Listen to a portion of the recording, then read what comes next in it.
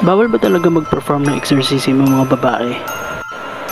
Tulad ng mga madre, si Anne kasi na isang madre, nagtitrain siya to become the first female exorcist. Pero sa sobrang persistent niya, yung professor niya, na-recognize yung gift niya at tinrain siya for exorcism. Pero paano kung sa kabila pala ng tapang niya, siya pala yung dahilan kung bakit napapahamak yung mga tao sa paligid niya? Totoo ba yung mga sinasabi ng doktor na psychological lang yung mga ganitong situation? O napopossess ba yung tao dahil mahina sila at meron silang dinadala? Paano kung ikaw pala ang dahilan ng lahat? Ikaw pala yung gustong protektahan? O baka ikaw talaga yung pinupuntirya noon pa? Paano mo ililigtas yung mga tao sa sitwasyong ikaw pala ang may dala? Pray for the day.